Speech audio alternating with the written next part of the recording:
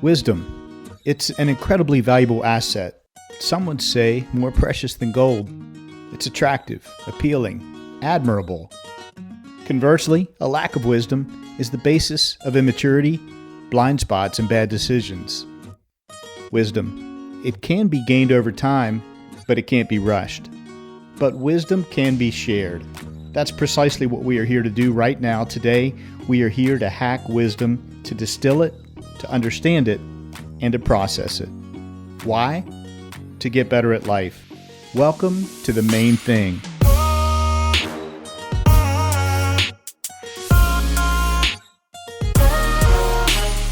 This is your new 9-minute podcast. I'm your host, Skip Lineberg, and I've set out to interview the wisest people I know. We'll see what we can learn from each one when they're faced with an incredibly difficult, soul-piercing question. Welcome to the Main Thing Podcast. I'm your host, Skip Lineberg, coming to you today from Parkwood Studios with another special delivery of wisdom. A warm welcome to my first-time listeners. So glad you're here, and be sure to subscribe so you never miss a single new episode.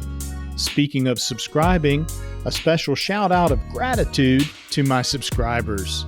Thank you, Wisdom Warriors, one and all, for joining us each and every show.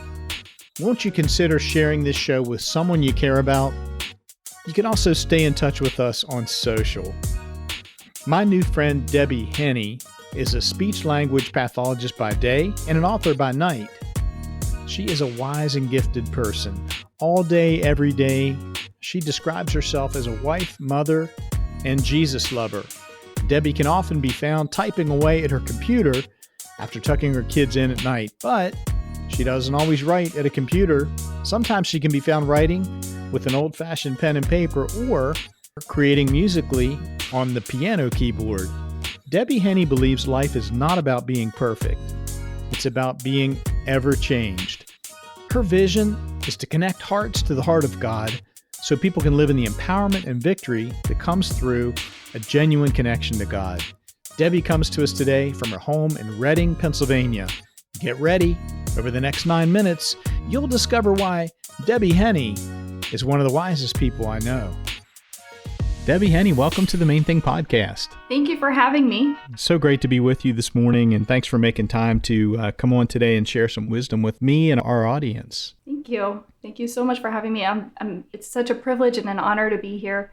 I'm excited to unpack some things this morning. Great. So, Debbie, you've written a book. So my book is entitled Gentleness is Not What You Think. And basically, I unpack the biblical definition of gentleness, which really upends a lot of our cultural preconceptions of what gentleness is. And I really show how gentleness is not weakness, but it is power's best kept secret. Yeah, that's great. That's so intriguing. We all think we know what gentleness is, and then I dig into your book and I'm like, oh my gosh, there's so much more to it. And most of my base level understanding was just not exactly accurate. So give us a little bit of context there of how you became so intrigued with gentleness that you decided to write a book about it. Sure. Well, it all started as a Bible study lesson for my kids. I was going through the fruit of the Spirit, and I was teaching them each one by one, and we would do one a week. And when I came to gentleness, I thought, I already know what that is. And I've been told my whole life I'm a gentle person. And so I thought, no problem. As part of that process, I always dig into the biblical definition, but I always look for stories to teach my children about whatever the topic was, whether it was joy or peace or whatever. And for gentleness, It was like, don't hit the dog. And that really fit with my preconceptions of what gentleness was. And to be honest, I wasn't really thrilled with those books to bring a Bible lesson to my girls. So when I dug into the biblical definition, I realized I had no idea what gentleness was biblically. I did not realize it started with great power. And what people perceived in my life as gentleness was really sourced in fear and timidity. It wasn't gentleness at all. And it wasn't power. It wasn't strength. It wasn't confidence. And so it really upended my definition and the way I approached relationships, and really gave me a challenge.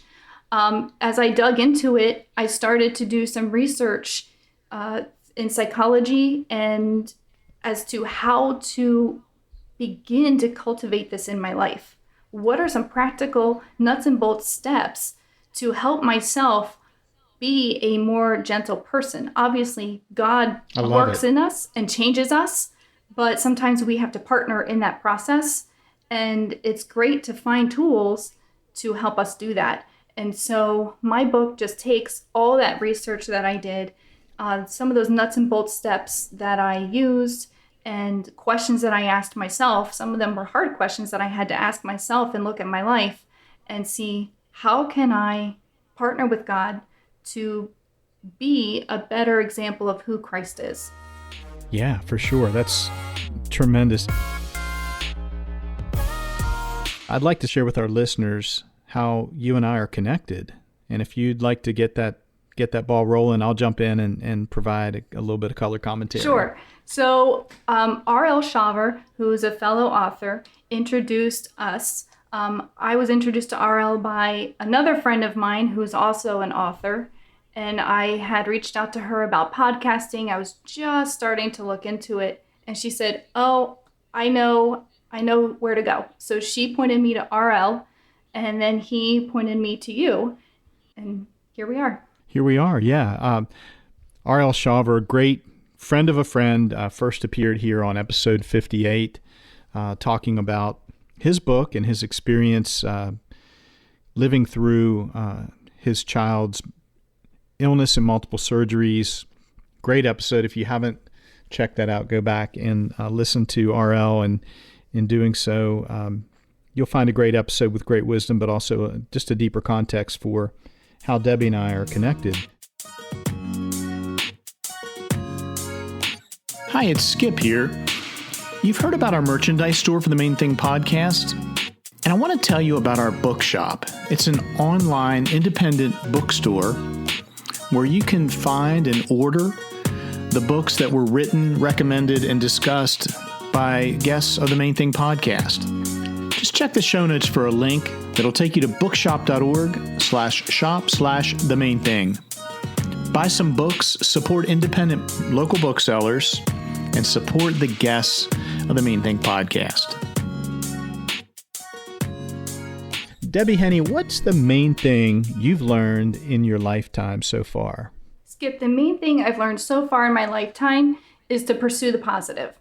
I spend a lot of my time in my life trying to avoid a negative. Like, don't, lash out when you're stressed out or overwhelmed. Don't cop to fear and let fear drive your decisions.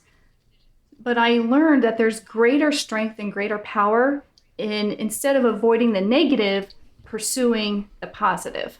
So pursuing strength, pursuing confidence, pursuing, joy and peace, rather than just cycling around negativity.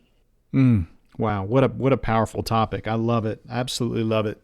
Let me ask you to just get a little deeper into that for us. And in this sense, Debbie, if I were to ask you about a person who hasn't discovered that wisdom yet, they're not pursuing the positive, they're not locked onto your main thing that you've so kindly shared with us today, what would their life look like? What would some of the downsides, or I'll call symptoms in air quotes here, what would some of the symptoms be of not living with that wisdom to guide them?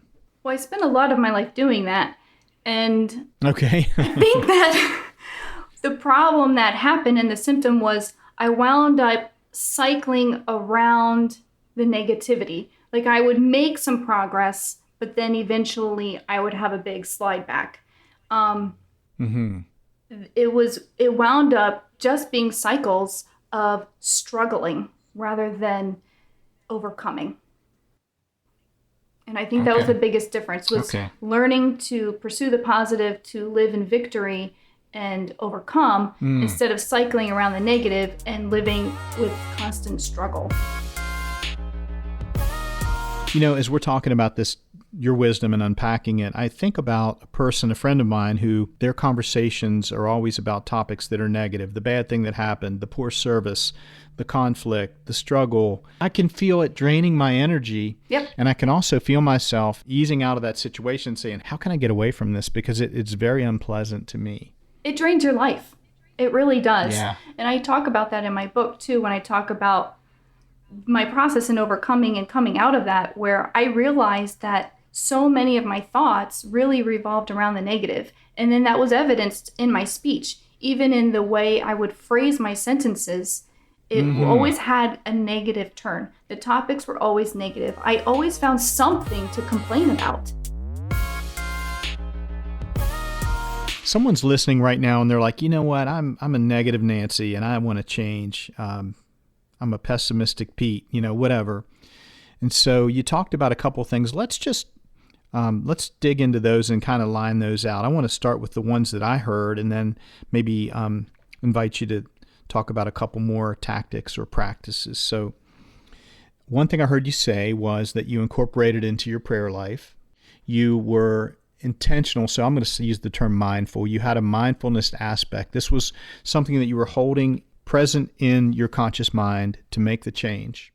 You were doing some morning disciplines, waking up, reading scripture, starting your day, even traveling to work, practicing this. Absolutely. I had a good friend too, who we were complaining partners, and then we decided to become positive partners. So we kind of worked through some of that together. But absolutely, an accountability partner is a huge source. I know meditation also, find a scripture verse and there we go. Get into that place where you are just emptying yourself of anything but that verse. I would often choose a verse that would be the answer to whatever I was struggling with. Like if it was fear, I know, because as I mentioned before, fear has been a huge struggle in my life. If it was fear, I would say, perfect love casts out fear, God is love.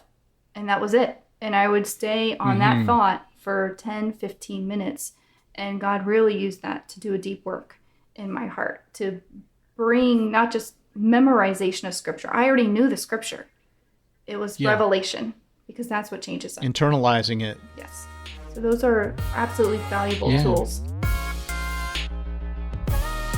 Pursue the positive is your main thing. Give us a recent example where you had to apply this main thing wisdom to a real world situation. Well, I think for me, like I said, fear has been the biggest struggle in my life. And that is something that God is continuing to challenge me in, is to pursue that positive and going toward my faith in God's love for me as being bigger than the fear I might feel, as he continues to draw me out and continues to bring me into his calling and his assignment for my life. I've been a speech therapist for most of my adult life, but I've always had the call to ministry and to speak, to write. And there's an aspect to his assignment on my life that I find particularly terrifying, and has to do with music. And I said, God, I can't. And he said, use the fear.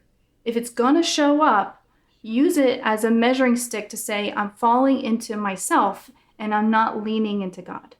And so if I'm calling you into it, and this is what I want you to do, if you are feeling fear, use it to redirect your focus and don't get stuck in it. And so that's my new initiative as he continues to call me out and pull me out into the things that he wants me to do.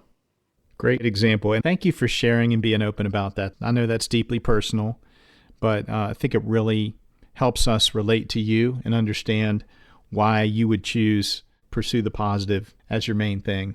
Debbie, I would love to talk for, as I said earlier, another hour still about all of this, because you are just a fascinating person. You've got a powerful story to share, and you have wonderful, wonderful thoughts. And I just so admire and I'm so just attracted to your faith. It's real, and it's wonderful. But I wanted to just say thank you for coming on to share your main thing, to talk to us about your book, to talk to us about your faith. It has been just an absolute joy. Thank you. It's been a pleasure being here and getting to talk to you more. Thank you. Wow, that goes by incredibly fast, doesn't it? Time flies when you're hacking wisdom. I hope you're left wanting more. Sync up with us again next time on The Main Thing for 9 more minutes of wisdom.